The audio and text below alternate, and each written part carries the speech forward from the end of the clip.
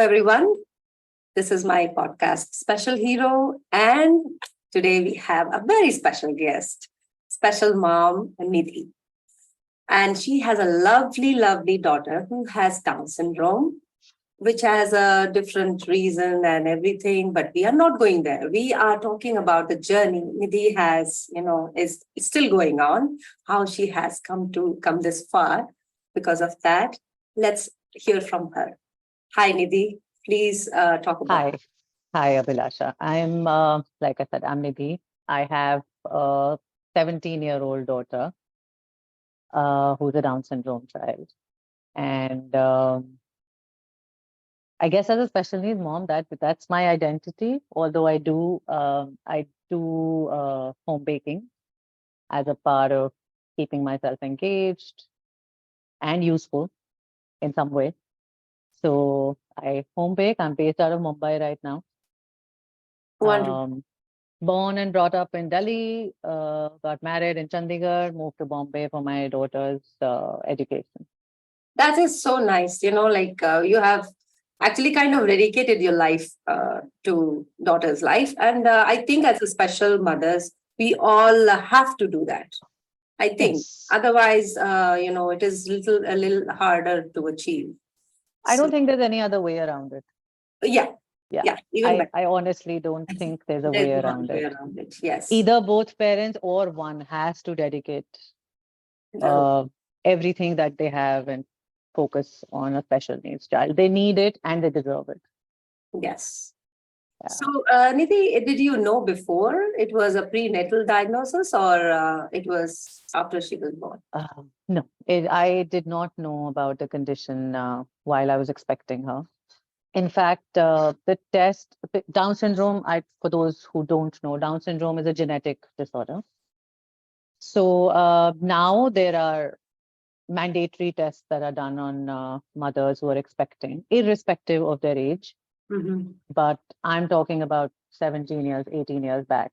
So at that time, the tests were still there, but it was mostly on the doctor's discretion to decide based on the family history and all of that, and specifically on the mother's age, whether they would recommend that test or not. Because usually it was seen back then that it was something that happened if you had a late pregnancy.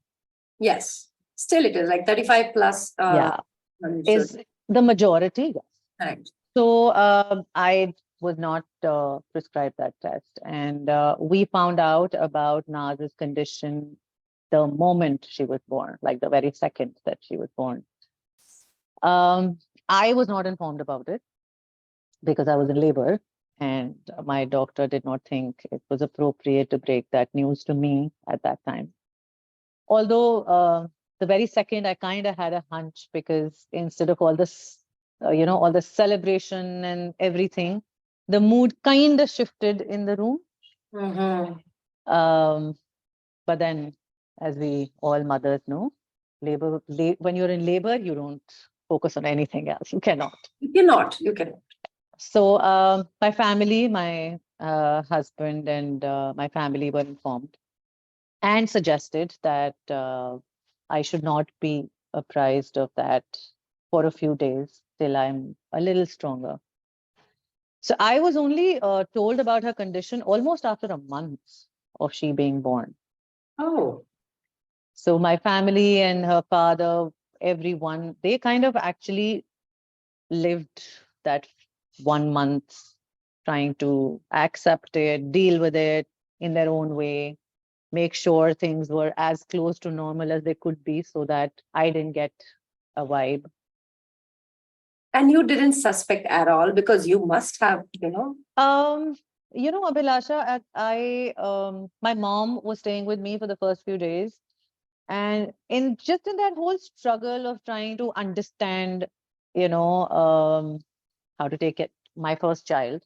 So you're taking care of yourself, you're dealing with all of that, and then you're still trying to get comfortable with the idea of having a baby. So yes, a little bit here and there, but then this is not something that comes to your mind, Right. you know. Right. So I think almost around the same time that I was told about it, Mm-hmm. I kind of started to feel like there was something off. Right. But again, honestly, never came to my mind. Okay, I had not even heard of Down syndrome before that. Now, as any normal Person. individual, our Yeah. exposure to special needs and is very, very limited unless there is someone in the family. Correct. Correct. I agree. And honestly speaking, I was completely ignorant about it.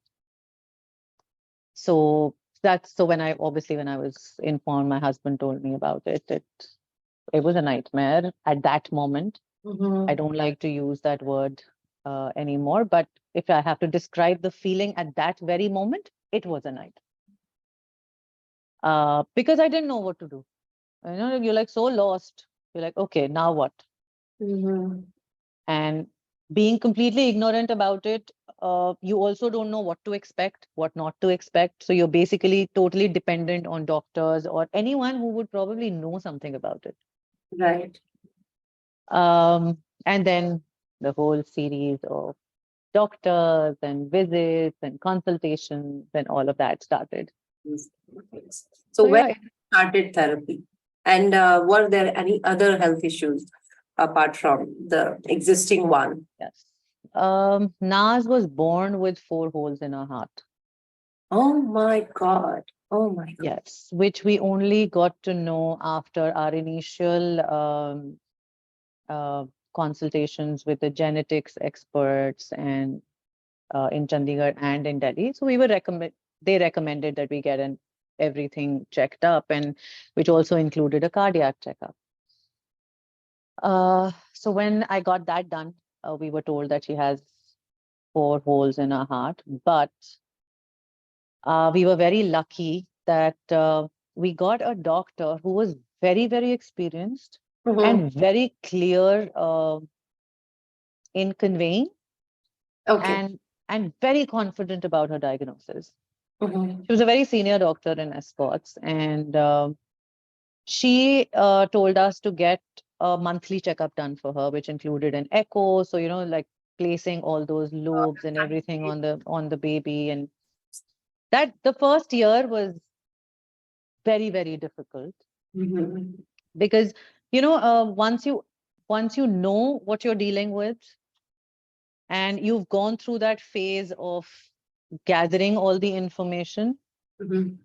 until you reach that point, it's very difficult because you're still trying to figure out, you're still trying to struggle, you're still trying to learn. Still a new mother. You still your new mother, right? Exactly. Health issues, isn't it? So the doctor had told us that it is a possibility that this condition gets reversed, and if it does, it Mhm. will happen in the first year. So the heart condition. Yes. Okay. Okay. So there is a particular name to it. Honestly, I don't remember. But so every month I used to go to Delhi for that checkup, and by the time Nas turned 1, by God's grace, her condition had reversed, and all the holes in her heart had closed down organically. We didn't have to do anything. Wow. And I still remember the words of that doctor. She told me, she said, "I am writing it down for you. Mm-hmm. I want you to make it a point that you don't consult with any other cardiologist." All right. Because the moment you go to any other cardiologist, there's a huge possibility that you will again go through a series of tests and different diagnoses. Like, I am putting my career on the line and telling you, this is done. Of course, This problem, organic is the best yeah, one. this problem is done with. Mhm. Focus on what's next. That must have been a great relief, isn't it? It was, it was, I can't thank that doctor enough. And she just made us feel so comfortable, Mhm. so comfortable. Otherwise you always have that little doubt, Mhm. like suddenly apne aap kaise ho gaya? Should I confirm with someone else? But she was so sure of what she was saying that I really did not feel the need. I have never consulted a cardiologist after that, honestly. So that was the only one thing that What's we the had to family deal with. support, in this meantime? Yes. Yes. My see, initially, forget about the family. I think if you tell me, I was in denial for the longest time. I did a lot of reading, a lot of research, met a lot of different doctors, therapists, because I just needed someone to come and tell me, "Hey, ye theek ho jayega." I know the You feeling. know? I know the feeling. Yeah. Because, and trust me, today I have met so many special needs mothers Oh my who God. have gone through the same thing. Me too. Me too. I can imagine. Absolutely.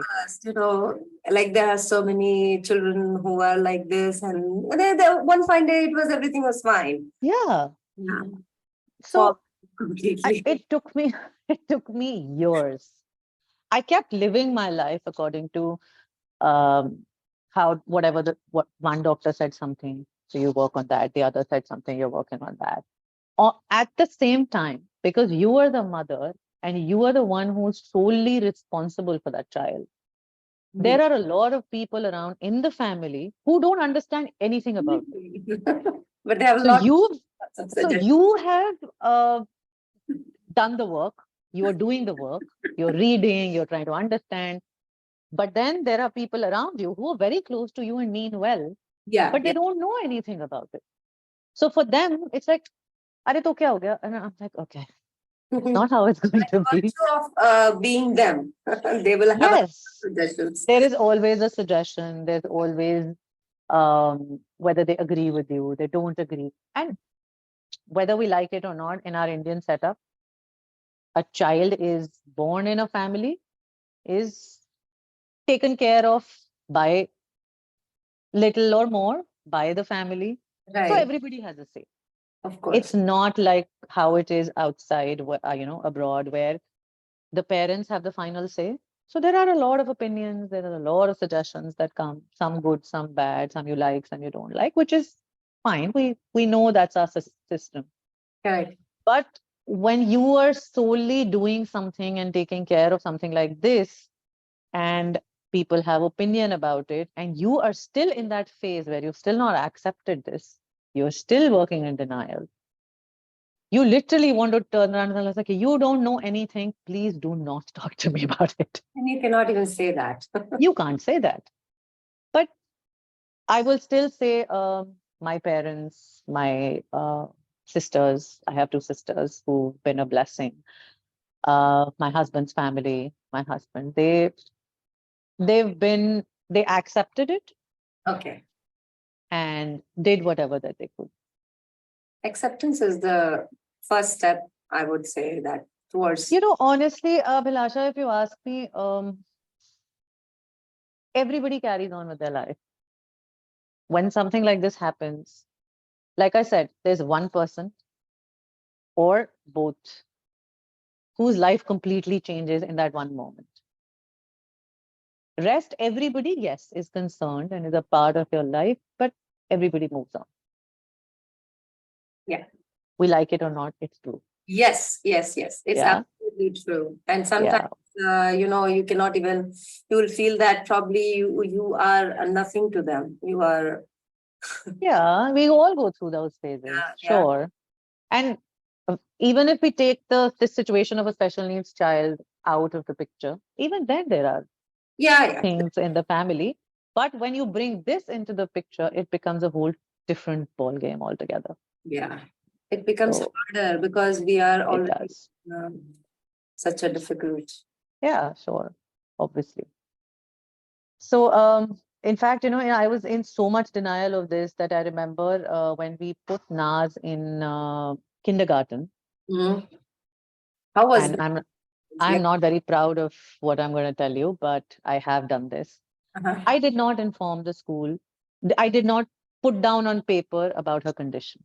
Okay, okay. But Chandigarh being a small town, Mhm. everybody knows everyone. Everybody is aware of what's going on in each other's life. So the director of the school was a friend, Mhm. and he was aware. I knew that he was aware, but I did not have the heart to put it down on paper. And how old she was by that time? She was 3. So you hadn't come to terms with it, I would I say. had not. I Yes. had not. It only happens then. We try to, Yeah.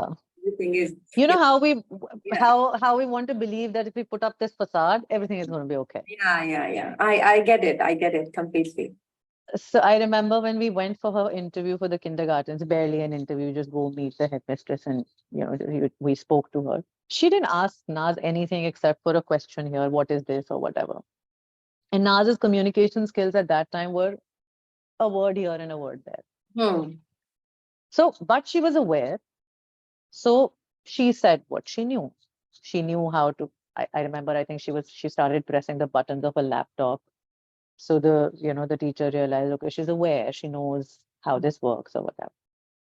It was not until Naz turned 7 when she was to move to a bigger school. Mm-hmm. So in those 4 years, I never had a one-to-one conversation with any teacher or anyone from the school about this, about the fact that my child is a Down syndrome. I used to go talk to the teachers, tell them, okay, she's struggling with this or she's struggling with that. At the end of that school, the headmistress called me for a meeting just before she was to move to the bigger school, and she sat me down and she said, "Are you okay?" I said, "Yeah, I'm fine."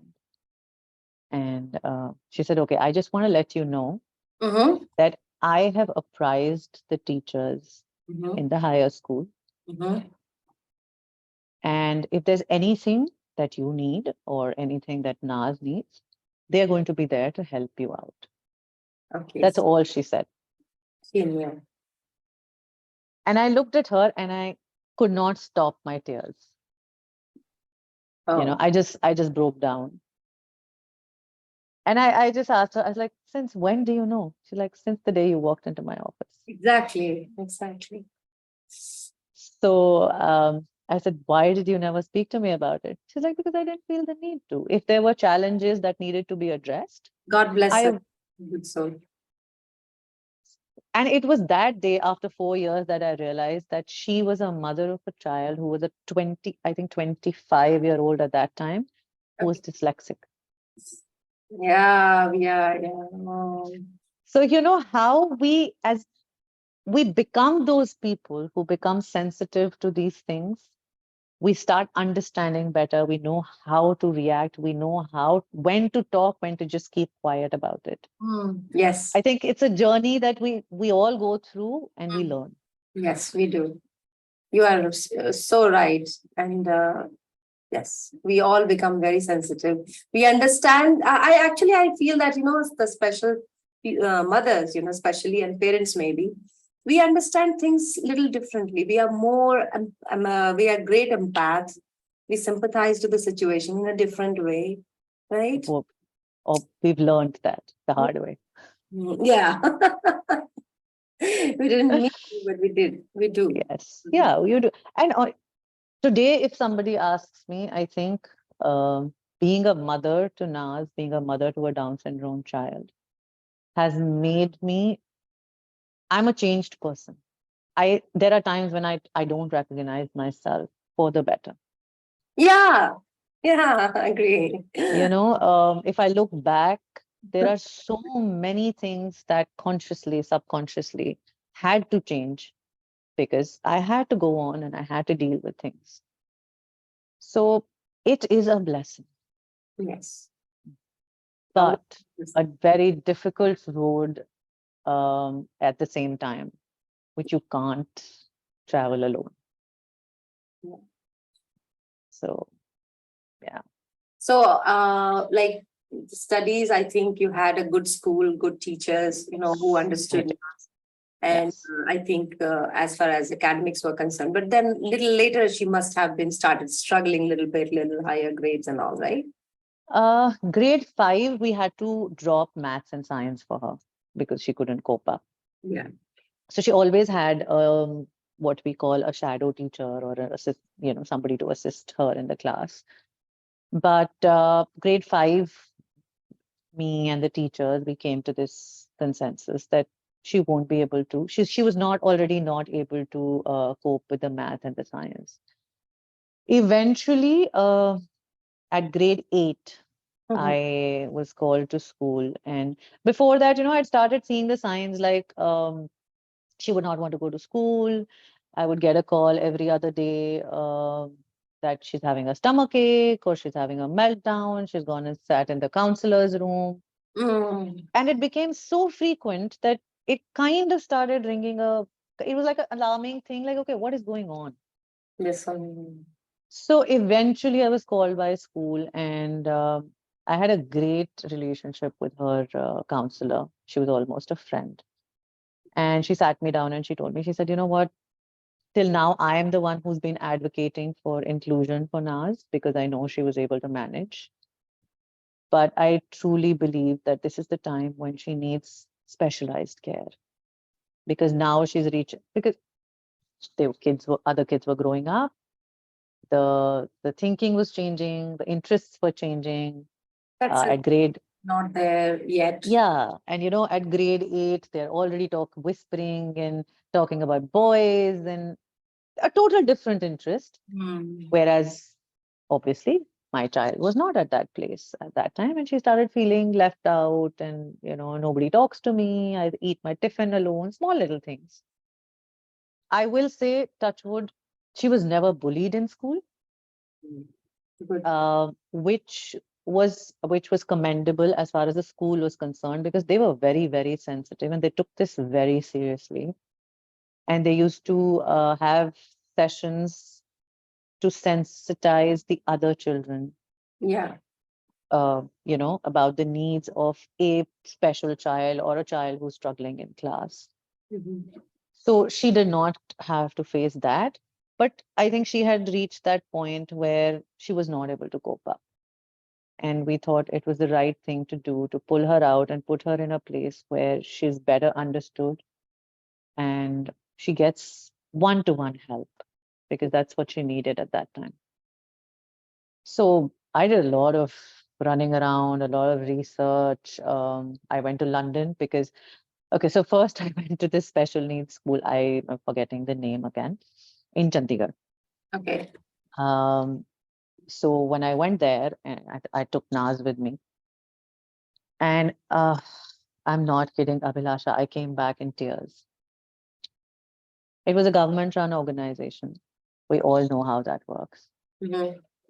Uh, the kids were amazing. They had put up this little show outside. There was a drama thing going on. The teachers were doing a fab job from what I could, because I actually sat down there for 45 minutes just to observe. But the facilities, the environment So it wasn't. was so run down. Mhm. And I felt so bad about feeling the way I was feeling, because here I am sitting talking, thinking that I don't want to send my child to this place.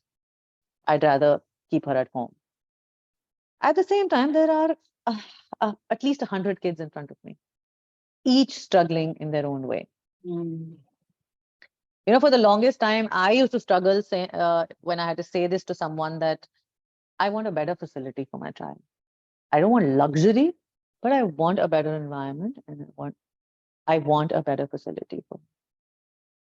So, having that experience, then I went to London. I went to Singapore. I did all my running around, research. I had friends who helped me out. Uh, but honestly, could not find something where I felt like Naz would fit in. Okay. Also, because Naz is at a place, touchwood, we're not dealing with a physical deformity. Right. Right. So she's not at the far end of the spectrum. Mm. She's not right all there. She's somewhere in between, so she does not fall into, Yes. either or categories. Communication is okay. Yes, speech is okay, communication is okay, vocabulary is Mm. average. Yeah. Yeah. Yeah. So that's where you get stuck, like, okay, how do I put her in a place where there are, uh, which is on this far side of the spectrum, or she cannot be in a regular school because that's not working out for her. So I really did not find anything. It appropriate. or wasn't that like well equipped, or what was the issue in these countries? Because these were For me, honestly, Abhilasha, language was a very big problem. Again, with ah, our special kids, yes. also familiarity, Hmm. a different Sense accent. of belonging and those kind of things. Yes, yes. Yeah. So the accent, the Hmm. people look different. Yeah. The environment and geography, you can still adjust. Right. But on a daily basis, if you have to interact with people who speak English differently, who look different, you know, then I didn't feel that she would fit in, and it would have been a lot more struggle for her than to be in a place where at least the language is the same, the Mm-hmm. people look like what she's used to. Of course, it was a struggle even moving here, but then at least these factors were taken care of. And honestly, it was just by luck that I got to know about she goes to Gateway School of Mumbai. So my sister knew someone who used to work with special needs kids, and she recommended these Gateway School of Mumbai and Aditya Birla for special needs. And Aditya Birla was the first place where I visited, Mm-hmm. and it's a it's a small thing, but coming from Chandigarh, you are so used to open spaces, greenery. Mumbai was just opposite. I know. So I was always aware that Mumbai is all concrete. Yeah. I was prepared for that part. But honestly, when I went to Aditya Birla School, even before I went inside to find out what they work, how are they working, functioning, whatever, I stood outside that building and I was like, okay, if I put a child who's used to a lawn in the front and a lawn in the back and greenery all around and ample space to run around, if Right. I put her on a daily basis in a place where it's 4 rooms and windows, there is no place. It's like, I'm not sure how she's going to adjust to it. No, it's So, hard. It will be hard. yeah, so to be very honest, even before I went inside to find out details about what they were doing, in my own head, I had made up my mind that, okay, this is not going to work. I know. And then came Gateway. The moment I entered Gateway, in my own head, I was like, okay, this This is is it. right. And I'm sure, I mean, I can talk for hours about Gateway, by the way. No, I have heard of Gateway School. It's a wonderful school. I highly recommended. Yeah, Absolutely. it's very nice. It is. And then I think Naz got her space, and she got the people around her, like, and she was taken care of properly. I guess you were at Yes. It's been a struggle. yeah. Um, Coming to a new place, setting up from scratch. Mumbai. It's Mumbai. My God, it's Yeah. So she went into depression. So I could not go into depression because I have to take care of her. so wow. so it can only be one of us, right? Yeah, yeah, yeah. So but luckily when I took her to Gateway for the first time, she did not resist it for some reason, which was a very big plus for me. Right. Eventually, when we moved here, we had I think we were still so we moved here after the pandemic because when we got admission in Gateway, the pandemic happened. So Naz started her journey with Gateway online, which kind of became a blessing in disguise She got because with the she teachers. got the time to get familiar with the faces and the concepts sitting in the comfort of her own familiar environment. So that kind of worked well for her as far as the school was concerned. But we've gone through our share of struggle in adjusting. I have had numerous meltdowns early in the morning when she didn't want to go to school. I have sat down in school with her for hours. But one thing that I was very lucky to find here when I came here was a community. Mm. a community of people who are all sailing in the same boat. Yeah. Yeah. We can talk, you, me, and all of those. All of us. We can sit and talk about these things for hours. Us And together, and we like, it's like we are already friend, we are already, we know each you know, other. yeah, it's like such a common ground Yes. because and your entire life revolves around it. So basically, if you're talking about this, you and I already know about our lives. Yeah, like a similar beginnings, similar struggles, similar, Yeah, maybe some good things, to share. exactly, What are the exactly. good things? The kind of good things are also similar. I get it. I completely get it. But how was your journey? Like how you coped up? I really would like to know, because most of the time, the young parents, they Mm. struggle with this, because they are, like divided. Now, what to do with the child, what to do with themselves, and they are really frustrated and depressed, everything. So, Oh, how? been that, done that, been there. Sorry. Yeah, Yeah. So, okay. Like I told you, I was in denial for a very long time. yeah. And being married, being in a family, you have other commitments, you have things to take care of, and then you have a child. So, balancing between the needs of a special needs child, especially if you're the only one who's doing it, because other people are doing other things, they're busy. Your husband has a profession to take care of. Mhm. Uh, it gets at some point, eventually over the years, it gets too much. I think we all reach a point of exhaustion at some point. I did too. I I have struggled a lot, trying to balance between being with Naz, fulfilling my social commitments, and family relationship. And I am married into the family where socializing was a big deal, a very, very social family. They've always been like that. But for me to kind of cope up with that, eventually, after a few years, kind of Mm. became exhausting.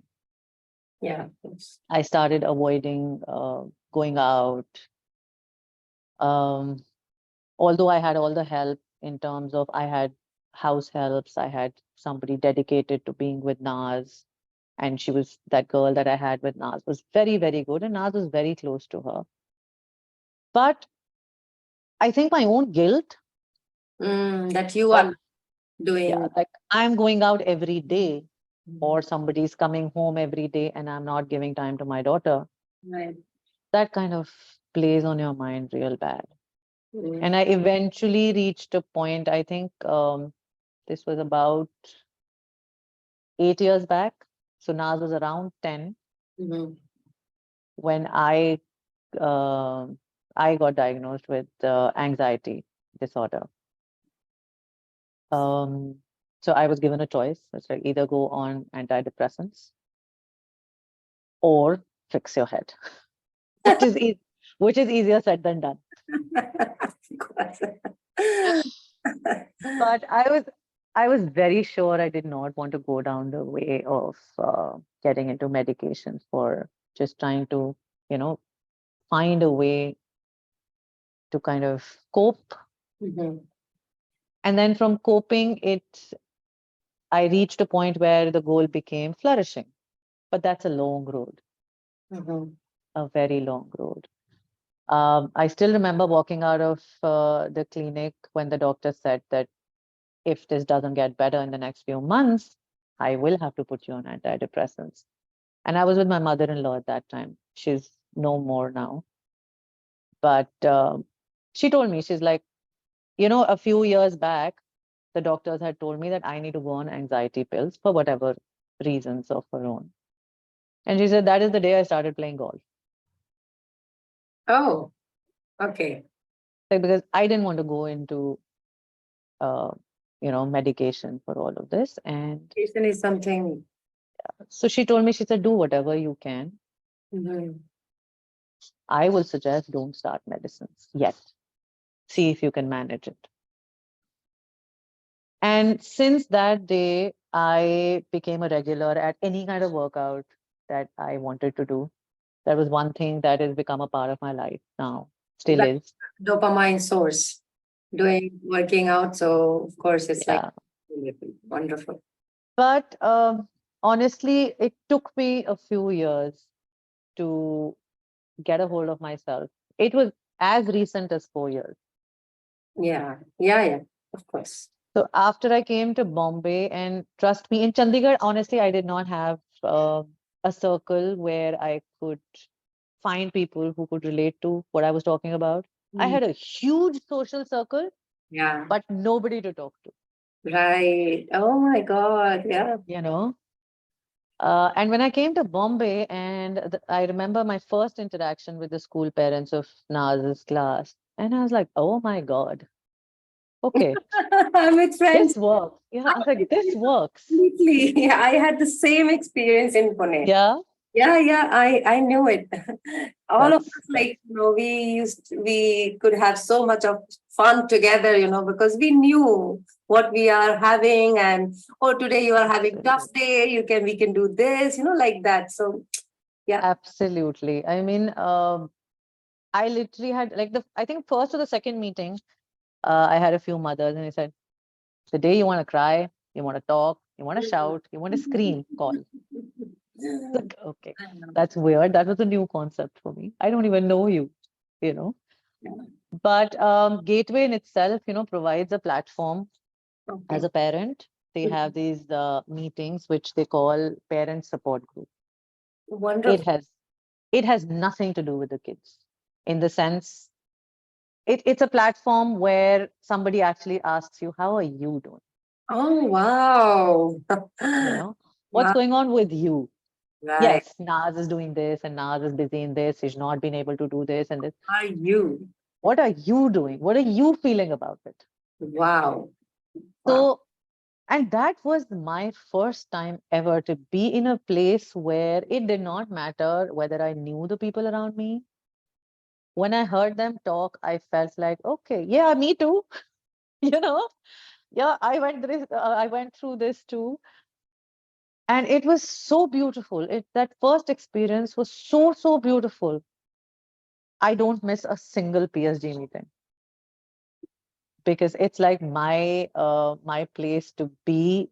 Mhm. And you know what I'm feeling at that moment, I can just go share it. Yeah. There's so much that you come up when you come out of that meeting.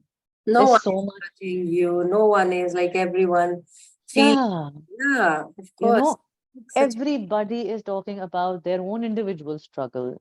Everybody is going through the same thing in one way or the other. Mhm.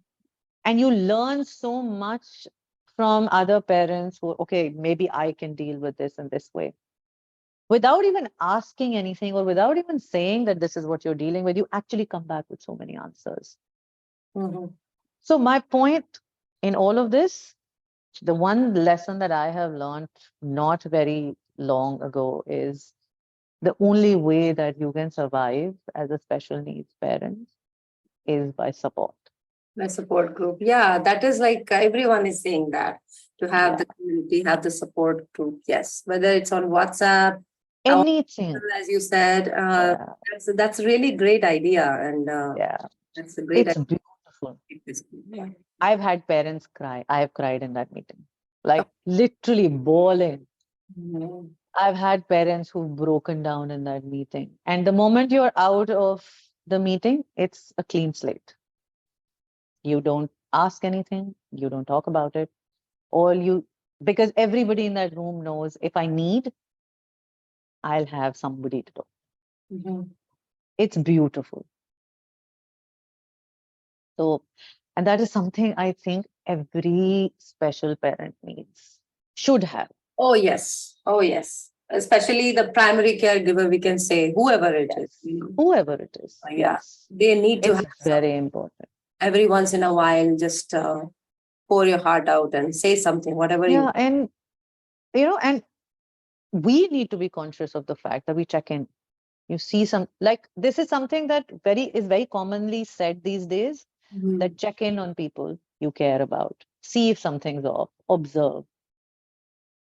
That is so important because we know we are dealing on a daily basis, Right. you know. So yeah, that's my takeaway from this. And you also are a home baker, right? That must have also like that sweetness of the cakes and the muffins, everything must have given you some kind of break It's therapeutic. therapy as well. Yeah. Yeah. I started doing this about, I think, 5 years back, when I was still in Chandigarh. And honestly started it because I wanted Nas to take it up.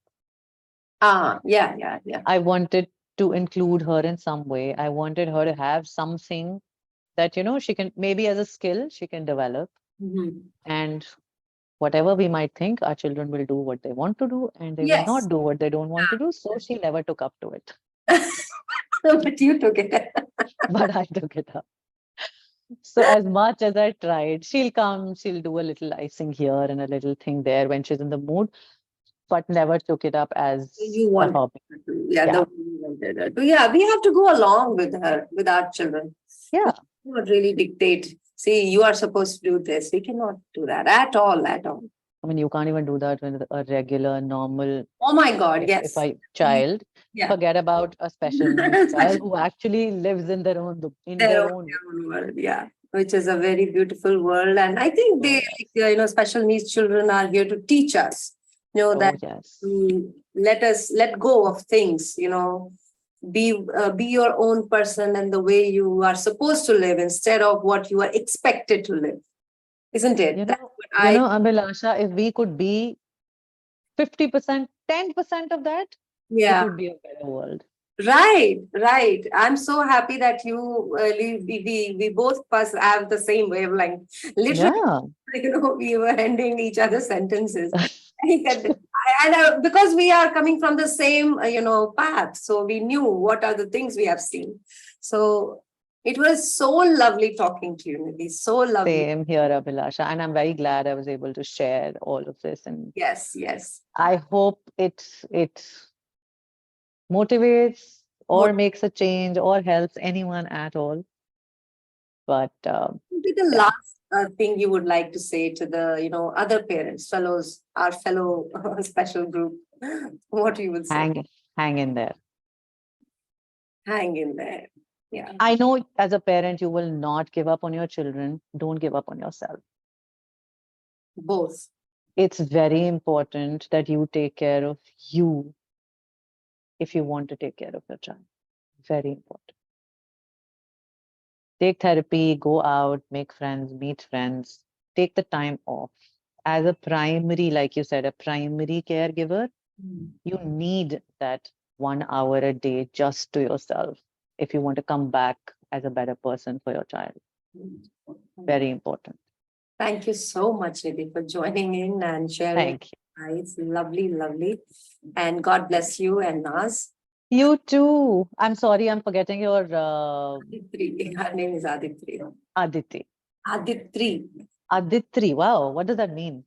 Goddess, first goddess, literal. Oh, Was- how sweet. How lovely. Thank Lots of love to her too. you so much. God bless. Take care. Thank you.